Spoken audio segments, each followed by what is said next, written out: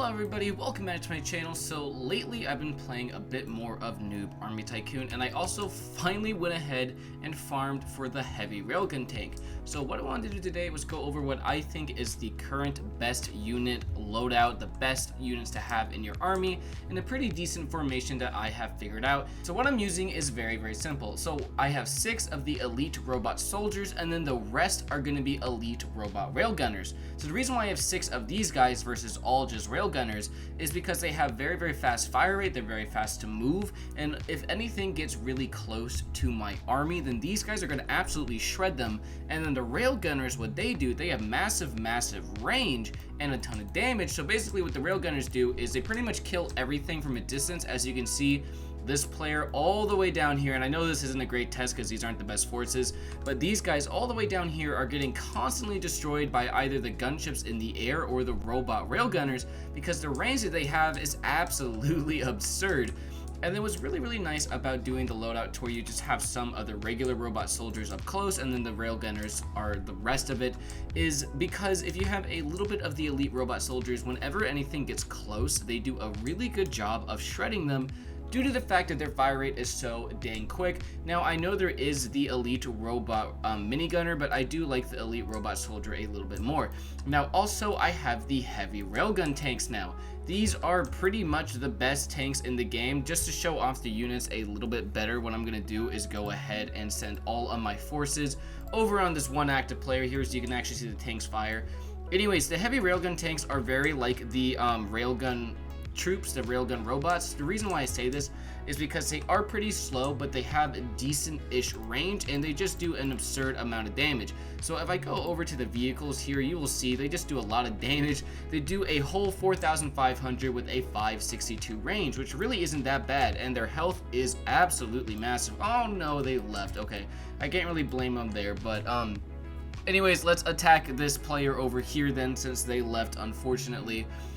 But as you guys can see, the one downside is I do think this army isn't necessarily the fastest, at least the vehicles aren't. The robots and ground noobs are pretty quick, but the tanks are definitely very slow. Now, what I do for my air units is I still rock all of the heavy gunship planes, because I think they are pretty much the best. They have a ton of speed, their respawn rates are really good, and they have 500 rage, and they do very good damage. They do about 300 damage. And I think they do a very good job overall at killing stuff. As you can see over here, all we got going is pretty much just the gunner planes, and they do a good job of quickly cleaning up soldiers. Now, also, we got a lot more things going on here. For the ships this time around, I did something a little bit different. In my last, I think, loadout unit type video, what I did was I had the heavy guided missile destroyers, but lately I have been finding using all heavy aircraft carriers to be a little bit more useful. Now, the reason why I do this is because they spawn in 2 bomber planes each. Something that is very useful about this, besides the fact that they just kill stuff pretty quickly, is that it takes fire from your army away onto these constantly respawning planes in the sky, because enemy soldiers will fire upon those flying bombers instead of your army if the bombers come in close contact with them and do a flyby, which basically allows your army to survive a lot longer because they're not getting shot at nearly as often. And obviously you don't need to worry about it because they're going to be constantly respawning from the aircraft carriers very quickly, so it is kind of okay to use them as cannon fodder. So I do think overall they're going to be a little bit better than the heavy missile destroyers. Anyways, as you guys can see, the range on these elite robot railgunners is kind of insane. They are sniping people in the base from all the way back here. They are killing them before they can even get out of their spawn point. I'm like completely bullying this player right here. But anyways, this is where the downside of the elite robot soldiers is, because at this point they're obviously a little bit too far out of range to be doing too much stuff. But the second that these troops make it across the bridge or start trying to cross the bridge, these guys in the front are gonna absolutely shred.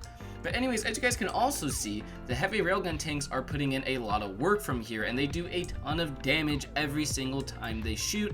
And I did forget to mention this, I also have for the super noob the engineer.